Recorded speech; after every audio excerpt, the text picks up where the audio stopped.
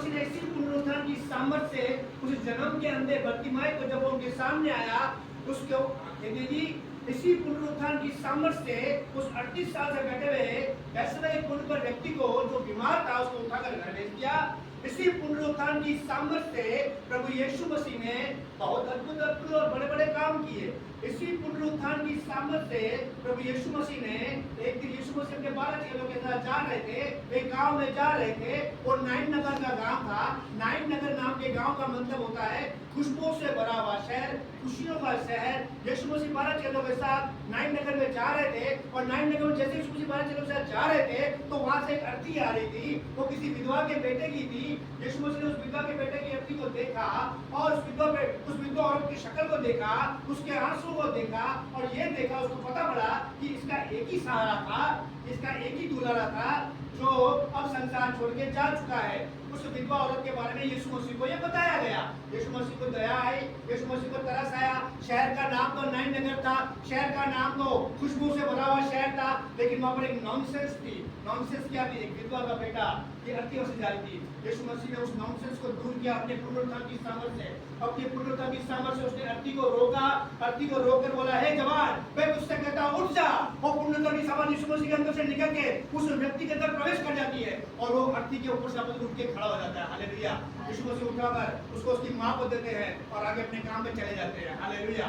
इसी पुनरुत्थान की सामर्थ्य की यदि बात करें तो एक बार यीशु मसीह एक जगह पे प्रचार कर रहे थे, एक घर में वचन का प्रचार कर रहे थे। उस वचन के प्रचार को करते करते एक व्यक्ति यीशु मसीह के बारे में सुन के आता है कि यीशु मसीह सारे काम कर सकता है, यीशु मसीह कुछ भी कर सकता है, यीशु मसीह से कुछ भी हो सकता है। उसकी बेटी बीमार थी और वो व्यक्ति जानता था कि मरने वाली है।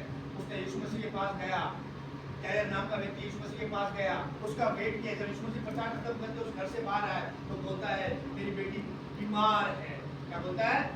मेरी बेटी बीमार है। उसके सर पर चढ़कर हाथ रखता कि वो जिंदी रहे, ताकि वो भली चंगी रहे। यीशु मसीह बोलता है ठीक है मैं चलूंगा।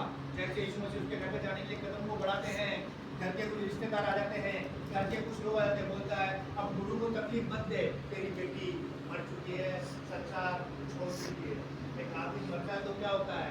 आंखें काम करना बंद, हार्ट काम करना बंद, शरीर काम करना बंद, आत्मा ही चली गई अंदर से निकल के, सब बंद, कुछ भी होता, वर्क नहीं करता है। हालेलुया।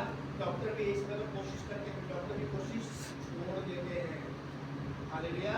खबर क्या है कि तेरी बेटी चली गई है ना, वो मर के गुरु को घर पे लेके आने की जरूरत नहीं है। और जैसे यीशु मसीह बोलते हैं, इस बात को सुनते हैं, यीशु मसीह उसके रिश्तेदार की बात को काटते हैं, उसको अनसुनी करते हैं और यार बोलते हैं अगर तो अभी विश्वास करे तो मैं इसको जिंदा कर सकता हूँ, मैं तो यकीन करता हूँ, चलो मेरे साथ। उसको लेके जाता है। हालेलुया। जैसे उस घर में यीशु मसीह बाहर जाते हैं तो बाहर सब रो रहे होते हैं, बाहर सब पीट रहे होते हैं, मातम का माहौल होता है। यीशु मसीह उस कमरे में जाते हैं जहाँ पर लड़की की बॉडी पड़ी होती है, सबको बाहर भेजते हैं, माँ बाप को अंदर रखते हैं, 3 चेलों को सामने रखते हैं और लड़की की तरफ हाथ उठाकर बोलते हैं, हे लड़की मैं तुझसे कहता हूँ उठ। और उसी पूर्णता की सामर्थ्य उस लड़की के अंदर डाल देते हैं, उसको उठाकर खड़ा कर देते हैं, बोलते हैं उसको खाने दीजिए, उसको पीने के लिए। हालेलुया। आमीन। डेड बॉडियों को, 2 बॉडियों को यीशु मसीह ने अपने जीते जी अपने शरीर में रहते हुए जीवित किया। तीसरी घटना बताता हूँ, वो बहनें थी, एक का नाम था मार्था, एक का नाम था मरियम। यीशु मसीह जब भी उस बैतनिय्याह के गांव में जाते थे, उस घर में सत्संग होता था, उस घर में कॉटेज मीटिंग होती थी, उस घर में बहुत सारी भीड़ की भीड़ आती थी। सारा गांव जानता था कि मार्था और मरियम और लाजर जो है ये यीशु मसीह के फॉलोवर हैं, ये यीशु मसीह को मानने वाले हैं। एक दिन क्या होता है, यीशु मसीह किसी शहर के अंदर होते हैं